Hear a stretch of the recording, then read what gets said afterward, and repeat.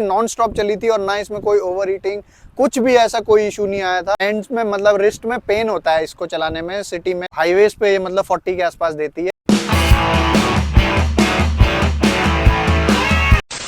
तो जैसा कि आप देख सकते हैं मैं हूँ एक बेहतरीन सी जगह पे, जैसा कि आपको खाली खाली दिख रहा होगा। और इस बेहतरीन सी जगह पे मैं आपके सामने एक और बेहतरीन सी बाइक का ऑनरशिप रिव्यू लेके आ चुका हूँ आपके सामने। और आई होप आपको ये बाइक भी पसंद आए और ये प्यारी सी लोकेशन भी पसंद आ ही जाए। So hey guys, good afternoon, welcome back to new vlog new video. कैसे आप सभी? होप करता हूँ आप सभी सेफ होंगे, सुरक्षित होंगे। और जैसा कि वीडियो के टाइटल और थंबनेल को आई थिंक देख के समझ गए होंगे, मेरे सामने खड़ी है एक और बजाज की तरफ से एक बेहतरीन सी बाइक, मतलब N250। यानी कि अगर आपने लास्ट एक ऑनरशिप रिव्यू देखा होगा, वो देखा था भाई 2022 मॉडल का, और वो था लद्दाख रिटर्न N250। लेकिन ये है हमारे पास आज 2023 मॉडल E20 फ्यूल के साथ जब अपडेट आया था 2023 में, तो वो वाली ये बाइक हमारे सामने खड़ी है।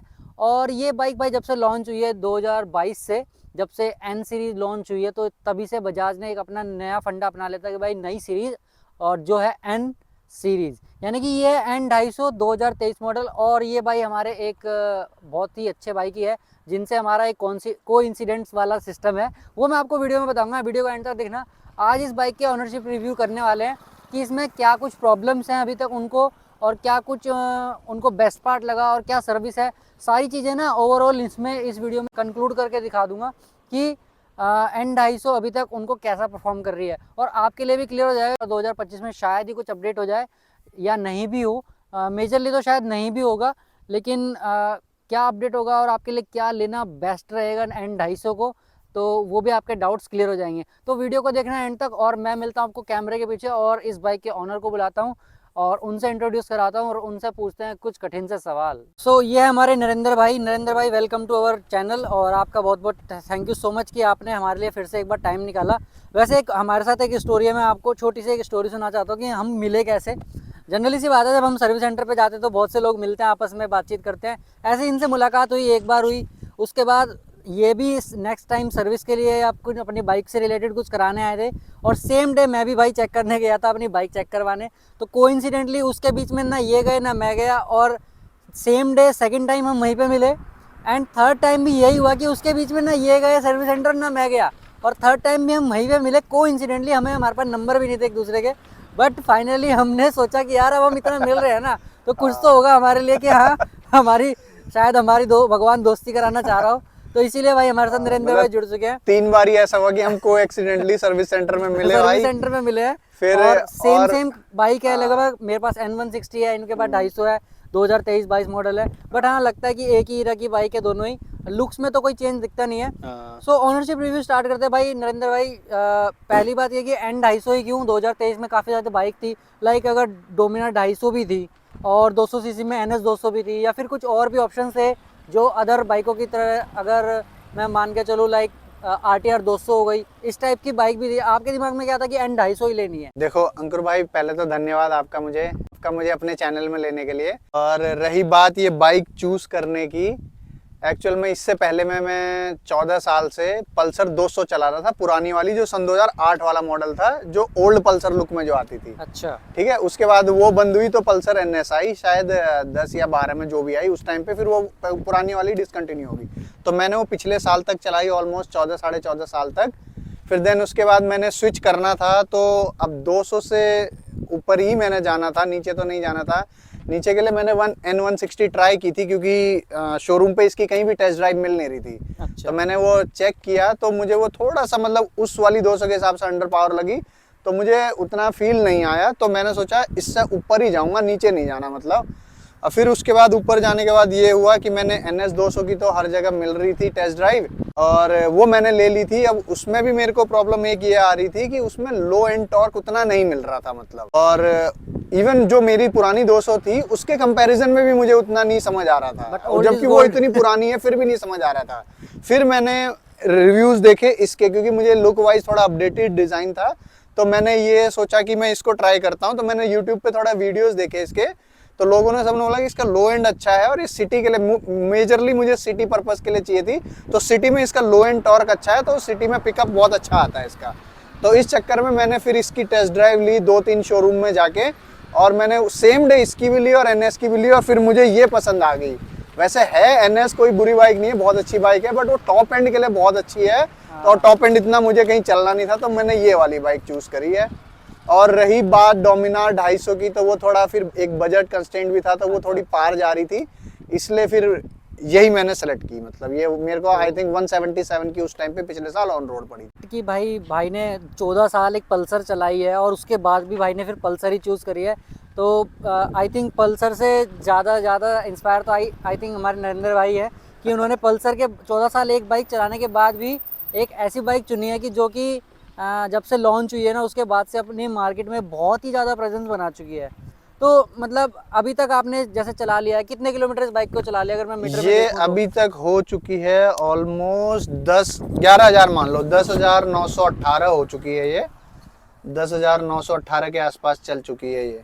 10,000 किलोमीटर मतलब पार कर चुकी है। और हाँ। कितनी सर्विस ऑलमोस्ट हो चुकी है इसकी? अगर ये फ्री सर्विस जो हमारी होती है 3 सर्विस वो हो चुकी है। 3 सर्विस फ्री हाँ, वाली खत्म हो चुकी है। खत्म हो चुकी है। यानी कि अब जो नेक्स्ट सर्विस आएगी और अगर हम कोइंसिडेंटली मिले फिर से वहाँ पे, तो ये फिर लग रहा है जरूर मिलेंगे। तो पेड सर्विस में आएगा। हाँ, ये पेड में आएगा फिर। तो मतलब अगर मैं बात करूँ कि अभी तक का बेस्ट लाइक जितना भी आपने ज़्यादातर, अगर आपने एक साल में 10,000 किलोमीटर चलाए तो कहीं ना कहीं रन तो किया ही होगा, सिटी वाइज हाईवेज वाइज। अगर ओवरऑल चेक किया जाए, अगर आपके रिस्पॉन्स के हिसाब से या एक्सपीरियंस के हिसाब से, तो कैसा मतलब परफॉर्मेंस लगा, या कुछ ऐसा कि बेस्ट पार्ट क्या आपको देखने को मिला इस बाइक में कि हाँ ये बहुत ही अच्छी चीज़ थी मेरे को इसके लिए? देखो, बेस्ट पार्ट तो मुझे यही लगा कि इसकी राइड क्वालिटी अच्छी है, और ये 80-90 पे आप इसको मतलब मक्खन चला सकते हो। इसे इतनी अच्छी चलती है कि आप पूरे सुबह से शाम तक चला सकते हो। और इवन यही मैंने उत्तराखंड में, जब मेरी एक राइड थी उत्तराखंड की, तो मैं वहाँ गया था, तो ऑलमोस्ट मैंने सुबह 6 बजे से लेके शाम 6 बजे तक इसे नॉन स्टॉप चलाया, सिर्फ बीच में 2 जगह फ्यूल ब्रेक लिए बस। तो ऑलमोस्ट ये नॉन स्टॉप चली थी, और ना इसमें कोई ओवर हीटिंग कुछ भी ऐसा कोई इशू नहीं आया था। तो बाइक इस मामले में मुझे बहुत अच्छी लगी है। चलाने के मामले में राइड क्वालिटी में कोई दिक्कत नहीं आई।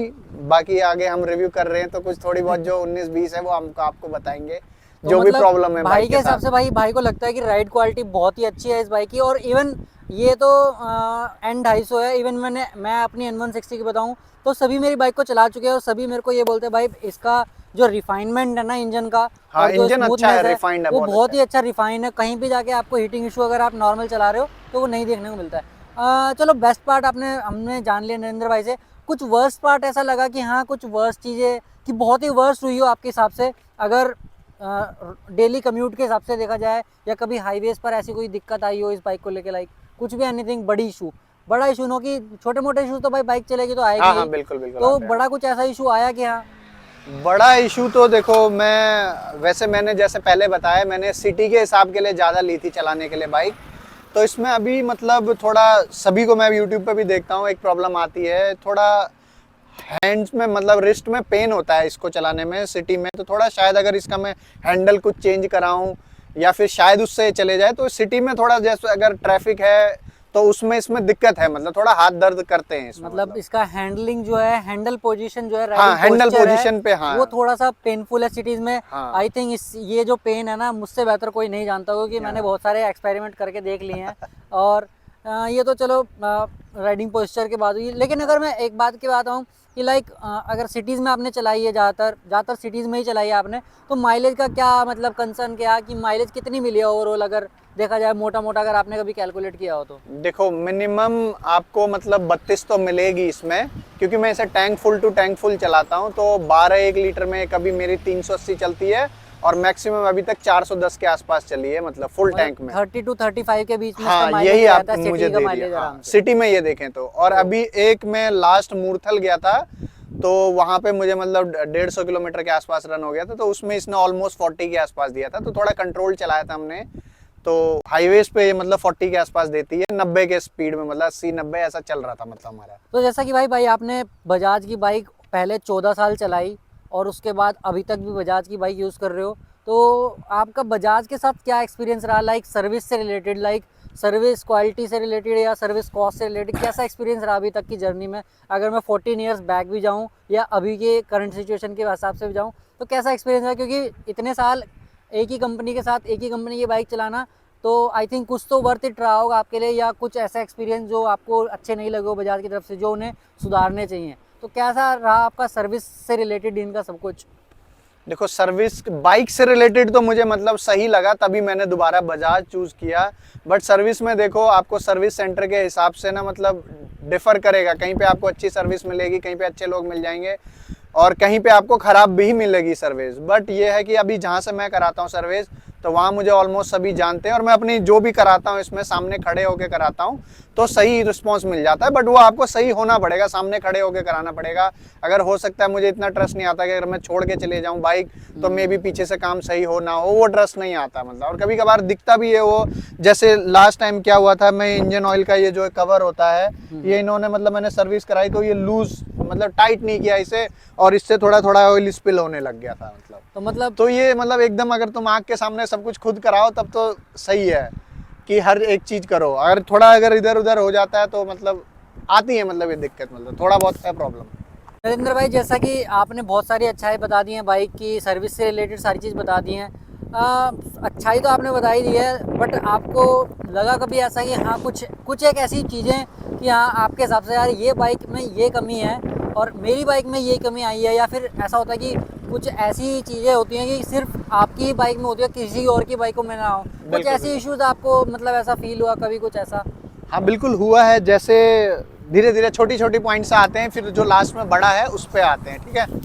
पहले छोटे छोटे इश्यूज पे आते हैं, उसके बाद लास्ट में जो एक मैं मेजर इशू फेस कर रहा हूँ उसके साथ उस पे आते हैं। तो छोटे छोटे इश्यूज यहाँ से हैं, जैसे मतलब अभी मेरा एक बार ये फ्रंट ब्रेक का मतलब जैसे मास्टर सिलेंडर था ये लीक हो गया था, मतलब एक तरीके से लूज हो गया था ब्रेक। अच्छा। और तो ये हालांकि कर दिया था उन्होंने, बट मेरे हिसाब से 1 साल पुरानी बाइक में ये दिक्कत नहीं आनी चाहिए।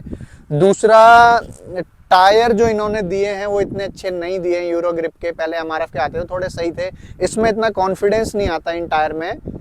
और तीसरा अगर हम बोलें तो मुझे एक मेजर इसमें प्रॉब्लम ये है इस बाइक में कि इसके मीटर में जो है मुझे एवरेज जो होती है ना वो मतलब करेक्ट शो नहीं करता है। जैसे मान लो मेरी टैंक टू टैंक रेंज में आपको 380 मैंने बताया अभी चलती है और मैक्सिमम 410 415 तक चली है, बट ये जो है उसका एवरेज कैलकुलेट गलत करता है, मुझे कभी 15 दिखाएगा, कभी 16 दिखाएगा ट्रिप की एवरेज, कभी 18 दिखाएगा, मैक्सिमम यही है मतलब। ये प्रॉब्लम मतलब आपको कब से फेस हो रही है, लाइक कभी फर्स्ट सर्विस के बाद से, या कभी होती है कभी नहीं होती, ऐसा सीन है या फिर कुछ और ही अलग सीन है इसका? ये जो दिक्कत है एवरेज की, ये मेरे को ना सेकंड डे से पता चल गई थी लेने के बाद से, क्योंकि फर्स्ट डे तो इतना पता नहीं चलता है। तो जब वो 50-60 किलोमीटर चली तब उस दिन से मतलब दूसरे दिन से मुझे लगभग पता चल गया था कि इसमें ये दिक्कत आ रही है। पहले तो मैंने पूछा उनसे, तो जहाँ से बाइक ली उन्होंने बोला कि अभी हमारी ये सॉफ्टवेयर अपडेट से सही हो जाएगा, और अभी हमारा जो ये उनका कोई टूल होता है जिससे वो कनेक्ट करते हैं, तो वो बोला वो हमारे पास है नहीं। तो 2-3 महीने ऑलमोस्ट उन्होंने मुझे लटका दिया। उस बीच में मैंने 2-3 फॉलोअप भी लिए, बट उन्होंने बोला कि अभी आ रहा है ऑर्डर है बजाज से आ रहा है, ये सब मुझे बोला तो अटक गया। उसके बाद जैसी सेकंड सर्विस आई, मतलब मेरी 500 किलोमीटर में तो हो गया था, तब भी उन्होंने यही बोला। फिर जैसी सेकंड सर्विस आई तो उस टाइम पे मैंने उनसे ये बोला कि भाई पहले मेरा ये मीटर वाला इशू सॉल्व करो, उसी के बाद मैं तुमसे सर्विस कराऊंगा, नहीं तो नहीं कराऊंगा। उसके बाद उन्होंने मुझे क्या किया, जो यहाँ पे गुड़गांव में एक और बड़ा सर्विस सेंटर है वहाँ पे भेज दिया। फिर उन्होंने चेक करा तो उनसे भी मतलब ये अभी तक सॉल्व नहीं हुआ। तो मतलब एक कह सकते हो कि अभी फर्स्ट डे से जब से लिए तब से अभी तक ये दिक्कत है बरकरार मतलब। तो मतलब असली जो मेन प्रॉब्लम है वो हमारी भाई का कहना है कि भाई अगर लाइक प्रॉब्लम है ना तो वो इसमें है कि जो हमारा ये जो अगर मैं ट्रिप प्रेस करता हूँ, हाँ, तो अभी जैसे ये ट्रिप देखोगे आप तो 218 किलोमीटर चली हुई है। तो अगर मैं इसका एवरेज देखूं तो ये 18 किलोमीटर kmpl का, यानी कि ये माइलेज अगर मीटर जो माइलेज देता है वो आपकी एक्चुअल माइलेज नहीं हाँ, दिखाता। ऑलमोस्ट ये हाफ दिखाता है। अभी एक्चुअल में 36 दे रही होगी, 35-36 के आसपास में, ये ऑलमोस्ट आधा दिखाता है। तो भाई ने मेरे मतलब ये एक इशू रेज किया है। आई थिंक अगर कोई बजाज से रिलेटेड बंदा देख रहा हो या फिर कोई ऐसा बंदा जो 250 यूज़ कर रहा हो 2023 मॉडल, उसके साथ ये प्रॉब्लम आई हो, तो वो एक बार कमेंट डाउन करके बताना कि क्या सॉल्यूशन आई थिंक इस बात का निकल सकता है, क्या हो सकता है अगर किसी ने फेस किया हो तो। क्योंकि मैंने YouTube पे भी चेक किया था ये इससे रिलेटेड, क्योंकि नॉर्मली कुछ भी अगर दिक्कत आती है तो सबसे पहले आज की डेट में हर कोई YouTube पे सर्च मारता है कि किसी और को तो प्रॉब्लम फेस नहीं हो रही है। बट मैंने ये डाला तो ये मुझे अभी तक कोई ऐसी वीडियो नहीं दिखी 1 साल में कि किसी को ये एवरेज वाला इशू फेस हुआ हो कि बिल्कुल ऑलमोस्ट आधा दिखा रहा है। वैसे मेरे मतलब बजाज वाले इस पे काम कर भी रहे हैं, वैसे ऐसा नहीं है कि काम नहीं कर रहे। उन्होंने ऑलमोस्ट मेरा टैंक लगभग पूरा चेंज किया, दोनों टायर चेंज किए, इसका ABS यूनिट चेंज किया, इसका ECU चेंज करा, इसका मीटर चेंज किया, इसकी दोनों ABS वायर, ऑलमोस्ट जो जहाँ जहाँ से मतलब एवरेज का कनेक्शन हो सकता है तो सब कुछ चेंज किया, बट फिर भी मतलब सही नहीं हुआ है। तो अभी फाइनली क्या है, मुझे 1 महीने पहले बोला गया है कि मतलब ये पुणे में जो R&D टीम है उनके पास एक केस हैंड ओवर किया हुआ है, तो उनको डिटेल्स हमने दी हुई हैं बजाज से, मतलब वीडियो बना के। तो अभी उन्होंने मुझे ये बोला कि आपके लिए एक नया मीटर वहाँ से कॉन्फ़िगर होके आएगा, पूरा सॉफ्टवेयर अपडेट होके आपकी बाइक के हिसाब से। तो वो शायद अगर अगले हफ्ते तक डिलीवर हुआ तो हम वीडियो में डाल देंगे, अगर कुछ नया कुछ अपडेट आएगा, अगर नहीं आएगा तो वो भी बता देंगे। मतलब अभी तक आया नहीं है कि नया मीटर आएगा, तो उसके बाद देखते हैं सही होता है या नहीं होता। तो मतलब अभी तक ये प्रॉब्लम अभी तक सॉल्यूशन नहीं हुआ है, बट हाँ ये है कि बजाज ने बजाज काम कर रही है, किया सॉल्यूशन नहीं ऐसा है कि बट इस पर काम कर रही किया है। मतलब उन्होंने अपने एफर्ट्स डाले हैं, इस बात के पूरे नंबर हैं, बट अभी सॉल्यूशन नहीं मिला है। तो आई थिंक जब तक सॉल्यूशन नहीं मिल रहा जब तक तो शायद वेट ही करना पड़ेगा। बिल्कुल। तो ये एक मेजर इशू भाई ने रेज किया है इस बाइक के साथ। बाकी और कोई इशू तो भाई ने ऐसा कोई बताया नहीं है, बाकी तो सारी अच्छाई बताई है। 10,000 किलोमीटर एक और इशू ये आता है, शायद वो औरों को भी आता होगा नहीं आता होगा, जैसे 3000 से 4000 RPM के बीच में ना थोड़ा मुझे वाइब्रेशन लगता है। मतलब जब भी मैं उठाता हूँ तो थोड़ा मिरर मतलब शेक करते हैं। ये शायद आपकी बाइक में है नहीं है, पता नहीं है क्या ऐसा कुछ है, क्योंकि मेरी बाइक में है। अभी चला के देखना आप कि जैसे 3 से 4000 के RPM के बीच में अगर आप इसे धीरे आराम से अगर तेज उठाओगे तो इतना फील नहीं होएगा, मतलब जैसे एक आराम से उठाते हैं एकदम प्यार से उठाएंगे तो मतलब अच्छा खासा वाइब्रेशन आता है, पता चलता है। मतलब मैंने ये भी सर्विस सेंटर में दिखाया, वो बोलते हैं कि ये नॉर्मल है। अब मुझे देखना पड़ेगा किसी की बाइक चला के, यही अभी हम संडे राइड करेंगे तो उसमें देखूंगा मैं किसी की चला के अगर ये इशू है या नहीं है। तो thank you so much Narendra भाई, आपने टाइम दिया, अपना कीमती समय हमारे चैनल पे एक ये प्यारा सा रिव्यू देने के लिए। आई होप थैंक यू कि भाई आपका ये जो प्रॉब्लम है ना, होप सो कि आपके मीटर के चेंज होने के बाद सॉल्व हो जाए।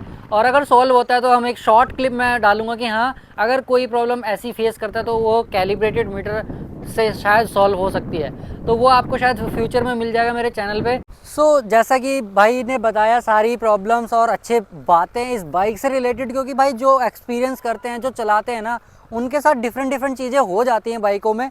और जैसा उन्हें फील हुआ, जैसा ये मीटर का कंसर्न, ये तो थोड़ा सा मेजर कंसर्न है कि किसी के साथ भी आ सकता है, नहीं भी आ सकता है, बट बाइकों के हिसाब से भी मैनेज करता है। तो ये था ओवरऑल इस वीडियो में, इस बाइक के ऑनरशिप रिव्यू में। आपको कैसी लगी ये वीडियो आप मेरे को कमेंट सेक्शन में बताना, और कैसी लगी ये लोकेशन, इसके बारे में भी एक बार ना मेरे को कमेंट करके ज़रूर बताना। अगर आपको इस लोकेशन को चाहिए ना तो आप मेरे को कमेंट करना कि हाँ ये कहाँ की लोकेशन है, तभी मैं आपको बताऊंगा, क्योंकि आपका कमेंट मेरे लिए बहुत ज़्यादा इंपॉर्टेंट है। सो मिलते हैं किसी नेक्स्ट वीडियो में, और तब तक के लिए आप चैनल को सब्सक्राइब करो और बेल के आइकन पर ऑल पे क्लिक करो ताकि आने वाली वीडियोज़ की नोटिफिकेशन आपसे मिस ना हो। मिलते हैं किसी नेक्स्ट वीडियो में, तब तक के लिए स्टे ट्यून, बाय।